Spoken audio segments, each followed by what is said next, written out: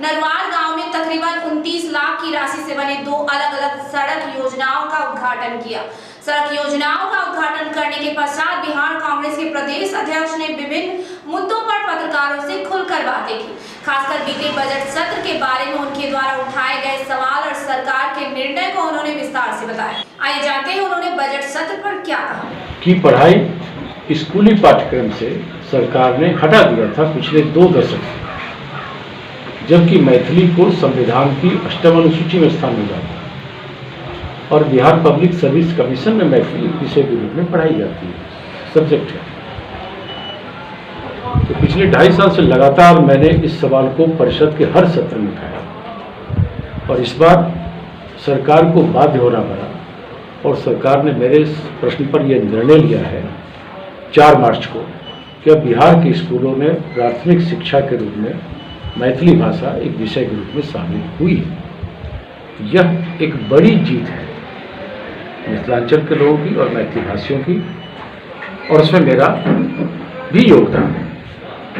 मैं मानता हूं कि मैथिली की पढ़ाई होने से अब इस इलाके के लोगों को जो यूपीएससी और बीपीएससी के इम्तहान में मैथिली भाषा को एक विषय के रूप में रखते थे, उनको अब फायदा होगा, क्योंकि स्कूली शिक्षा नहीं थी और सीधे आईएएस के इम्तहान में आप मैथिली को रखते तो लोगों को फायदा नहीं मिल पा रहा था। तो ये बड़ा फैसला हुआ है और इसके लिए हम मिथिलांचल के लोगों को बधाई देते हैं और मैथिली भाषियों को।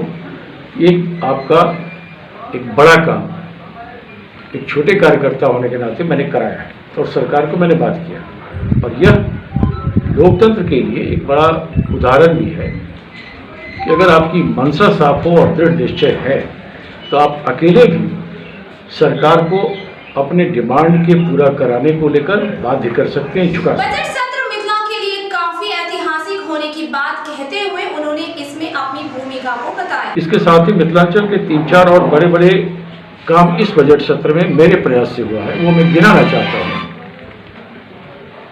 जैसे सौराष्ट्र सभा में जो पंजी व्यवस्था है उसको अब कंप्यूटरीकृत किया जाएगा, क्योंकि वो उसका संरक्षण होना बहुत आवश्यक था और बहुत कम पंजीकार बचे थे।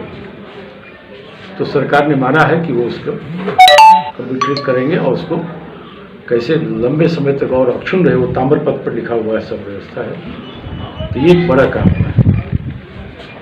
सौराष्ट्र को पर्यटक केंद्र के रूप में विकसित किया जाएगा। दरभंगा में जो एयरपोर्ट चला है, नया खुला है, उस एयरपोर्ट का नाम महाकवि विद्यापति के नाम पर रखने का सरकार को फैसला लेना पड़ा। यह भी एक बड़ा काम हुआ है इस बजट सत्र में। दरभंगा को द्वितीय उपराजधानी बिहार का बनाया जाए, यह भी मेरा मांग था और सरकार ने इसे विचार के लिए स्वीकार किया है। बजट सत्र में मैं अपने आप को इस स्तर पर संतोषजनक मानता हूँ कि इस इलाके के लोगों की जो बहुत चिर प्रतीक्षित मांग सब रही है उसे पूरा करने में हमें सफलता मिली। उन्होंने बीते दिनों बजट सत्र के अंत में बिहार विधानसभा में हुई विपक्षी दलों के विधायकों के साथ मारपीट की घटना के बारे में क्या कहा, आइए जानते हैं। एक नया काला कानून कल नीतीश कुमार ने परसों विधानसभा में पेश किया और कल विधान परिषद इसे ताकत के बल पर, संख्या के बल पर इसे पारित कराया, क्योंकि हम लोग की संख्या वहाँ कम, हम लोग इस कानून को काला कानून मानते हैं। बिहार के पुलिस को नीतीश कुमार जी ने असीमित अधिकार दे दिए इस बिल बनने से। अब आपके घर में, आपके व्यापारिक प्रतिष्ठान में, आपकी किसी संपत्ति पर, आपकी प्रॉपर्टी पर बिना किसी सर्च वारंट के पुलिस रेड कर सकती है, बिना किसी वारंट के आपको गिरफ्तार कर सकती है। तो यह अपने आप में काला कानून है और नीतीश कुमार इस कानून को पास करवाने के लिए इस कदर बेचैन थे कि परसों उन्होंने विपक्षी दलों के विधायकों को पुलिस के द्वारा पीट कर विधानमंडल से बाहर फेंका है, मारा गया है। यह पहली घटना है बिहार के इतिहास में जब paramilitary force, rapid action force और पुलिस के जवान सदन के अंदर बुलाए गए। आज तक सदन के अंदर कभी कोई पुलिस का जवान कदम नहीं रखा, सबको बुलाया गया। आरजेडी, कांग्रेस और वामपंथी दलों के विधायकों को पीट कर बाहर फेंका गया है, मारा गया है, जो अपने आप में घोर अलोकतांत्रिक और गैर कानूनी काम हुआ, एक आपराधिक कृत्य हुआ। और विधायकों की गैर मौजूदगी में, उनके एब्सेंस में यह कानून को विधानसभा में पास किया गया। और कल विधान परिषद जहां हम सब उपस्थित थे, जबरदस्ती संख्या के बल पर, चूंकि वहां विपक्ष की संख्या मात्र 10 है और सत्ता पक्ष की संख्या लगभग 65 है, तो संख्या बल पर वहां भी नीतीश कुमार ने बहुत ही उत्तेजक और आपत्तिजनक भाषण की विपक्ष के सदस्यों के बारे में, और कहा कि चुपचाप बैठिए नहीं तो बाहर जाइए, तो उसे धमकाने का प्रयास किया। और सत्तारूढ़ दल के लोग दल के अंदर आ गए और हमारे बेंच के ऊपर आके हम लोग के साथ लगा के मारपीट करेंगे। तो यह जो स्थिति सरकार ने पैदा की है इस कानून को लेकर, आखिर इसकी जरूरत क्यों थी? कांग्रेस यह जानना चाहती है कि आपको ये नया पुलिस बिल, सशस्त्र पुलिस कानून बनाने की आवश्यकता क्यों पड़ी? ऑलरेडी पुलिस के पास ये अधिकार है कि अगर आप कहीं अपराध देखते हैं, कहीं देख रहे हैं क्राइम हो रहा है, तो आप अरेस्ट कर सकते हैं। लेकिन उनको ये असीमित पावर देना कि आप तलाशी के बिना, वारंट के बिना, प्रॉपर सरकारी आदेश के आप किसी के भी घर की तलाशी ले सकते हैं, किसी को अरेस्ट कर सकते हैं, उसे 72 घंटे तक अपनी कस्टडी में कहाँ रखेंगे उसका उल्लेख नहीं है। तो यह कानून काला कानून है। ये दोनों कानून, कृषि कानून और पुलिस बल का कानून, दोनों काला कानून नीतीश कुमार ने और नरेंद्र मोदी ने बनाए हैं। हम इसका आगे भी विरोध करेंगे। कांग्रेस के विधान पार्षद ने स्पष्ट रूप से सरकार द्वारा लाए गए पुलिस संशोधन बिल को काला कानून बताते हुए कहा कि इसके लिए वे जनता को जागृत करके बाध्य करेंगे सरकार को इस कानून जो उसने कल पारित किया है उस पर वो पुनर्विचार करने के लिए विवश हो।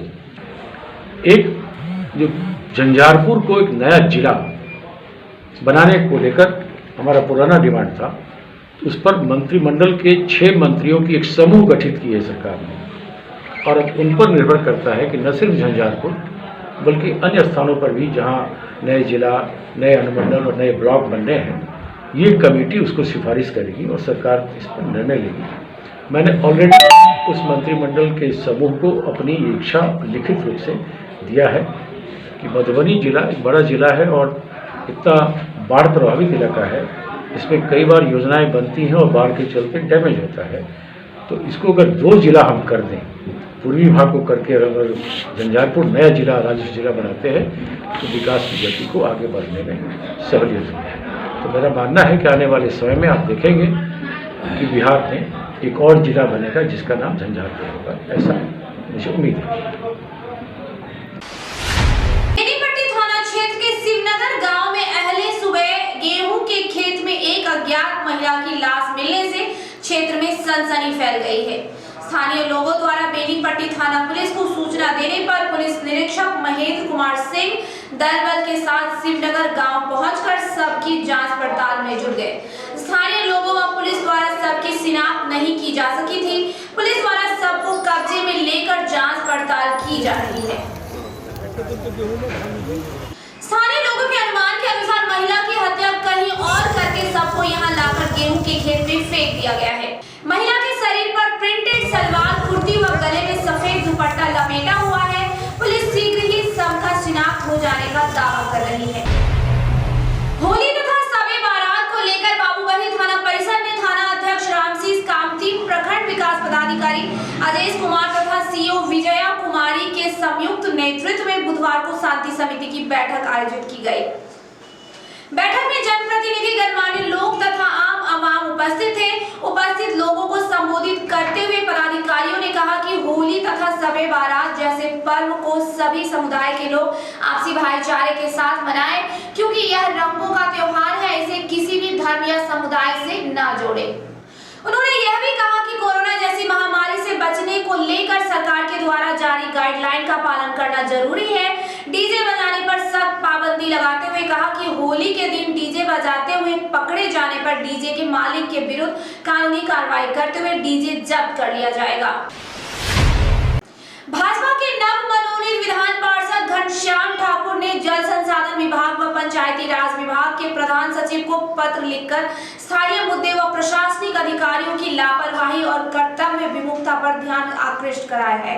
जल संसाधन विभाग के प्रधान सचिव को लिखे गए अपने पत्र में श्री ठाकुर ने हरलाखी और बेनीपट्टी से होकर बहने वाली तुम्हारी नदी का जिक्र करते हुए कहा कि इस नदी में अत्यधिक गाद भर जाने के कारण यहाँ जहाँ बरसात के मौसम में बेकाबू होकर बाढ़ का कारण बनती है, वहीं गर्मी में सूख जाने के कारण यहाँ के किसानों को सिंचाई में बाधा पहुंचाती है। यदि इसके गाद की सफाई करवा दी जाए तो यह नदी सदा नीरा होकर यहाँ के किसानों के लिए वरदान साबित होगी। वहीं दूसरी तरफ उन्होंने पंचायती राज विभाग के प्रधान सचिव को भी पत्र लिखकर नल जल योजना में व्याप्त अनियमितता व प्रशासनिक पदाधिकारी द्वारा जन शिकायत को नजरअंदाज करने के मुद्दे को उठाते हुए कहा कि बेनीपट्टी अनुमंडल व प्रखंड में नल जल योजना में अनियमितता की शिकायत उन्हें स्थानीय लोगों द्वारा मिल रही थी।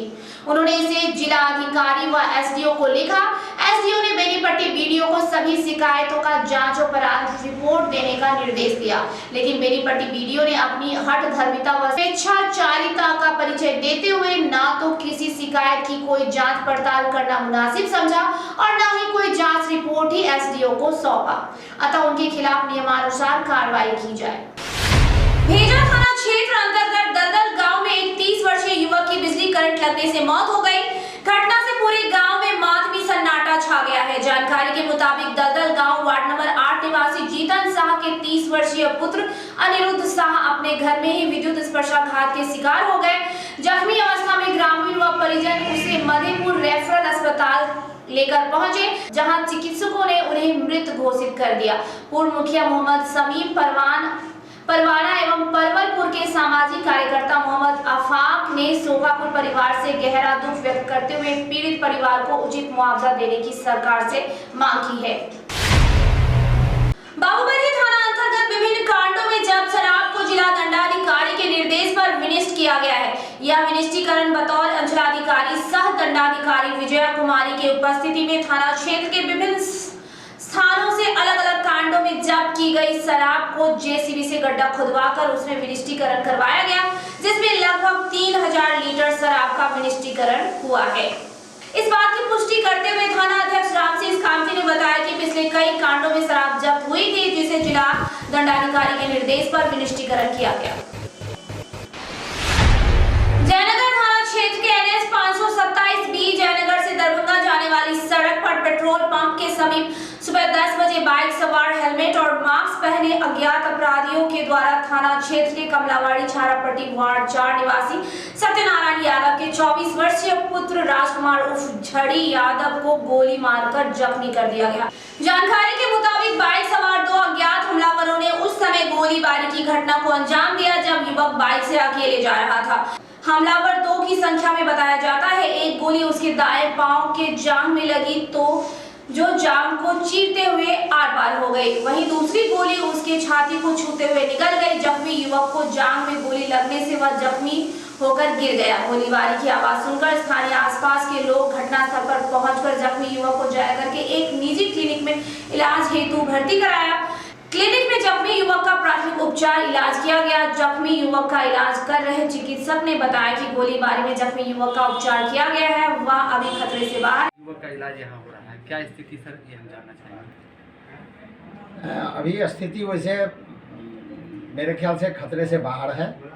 गोली आर से पार हो गया, दाहिने जांघ में लगा है गोली और थोड़ा वेसल्स और ब्लड वेसल्स जो है वो डैमेज थोड़ा हुआ है।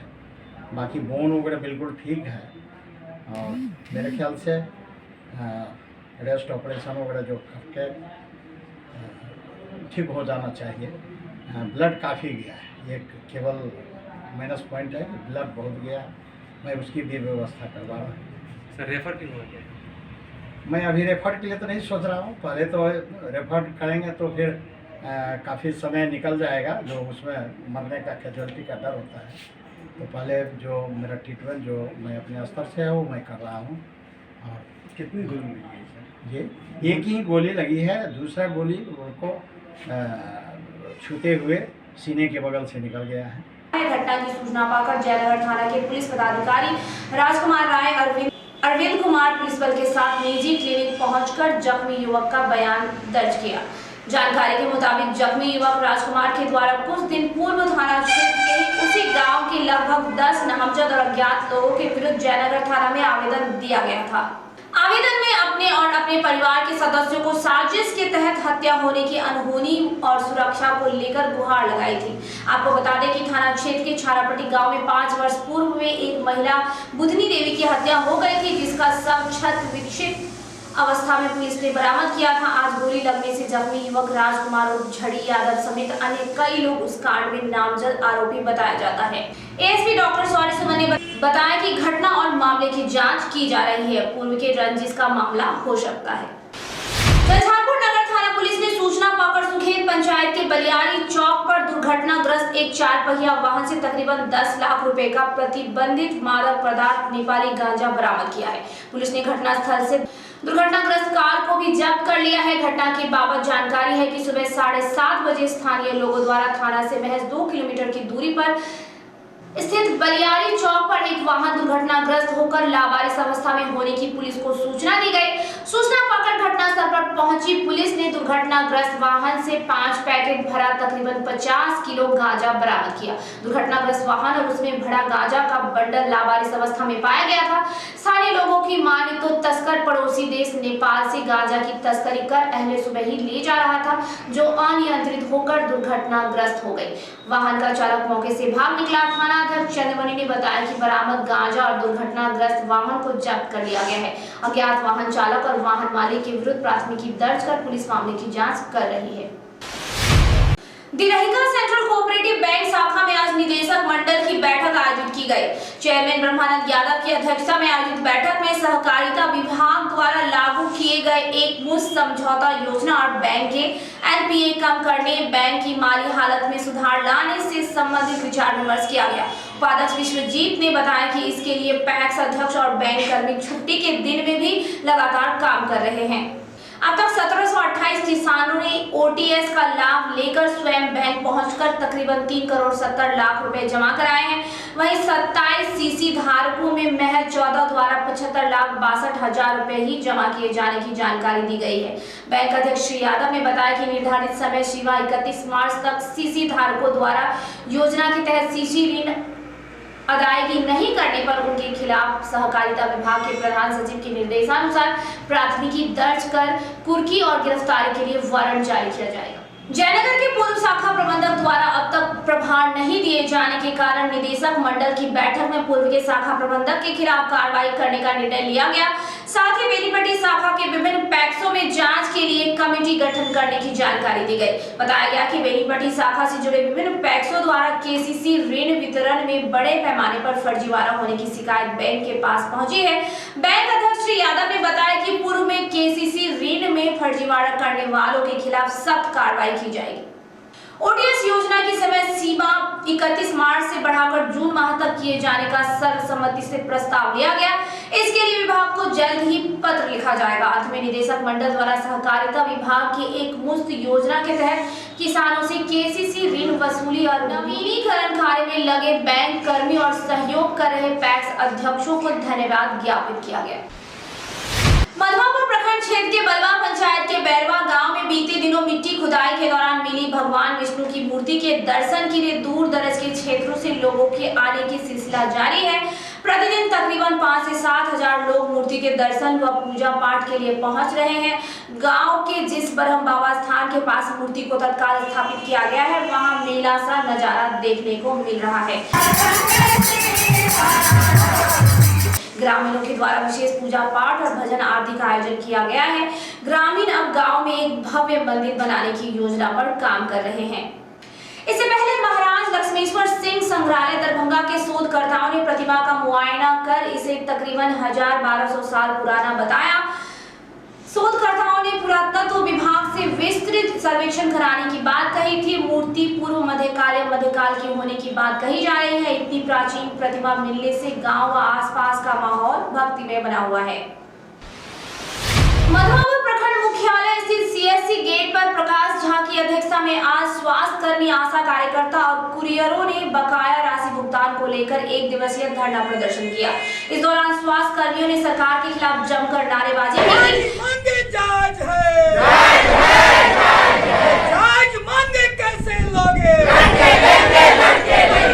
प्रदर्शनकारियों ने बताया कि उन लोगों ने कोरोना काल में जान पर खेलकर जो काम किया उसका भी भुगतान नहीं हुआ है। बिहार चिकित्सक जन स्वास्थ्य कर्मचारी संघ मधवापुर के बैनर तले धरना प्रदर्शन में प्रखंड मंत्री ललित महतो, आशा संघर्ष जनसंपर्क मंत्री नाशिदा खातून, आशा संघ के प्रखंड अध्यक्ष मीना सिंह समेत सभी स्वास्थ्य कर्मी एवं आशा कार्यकर्ता शामिल।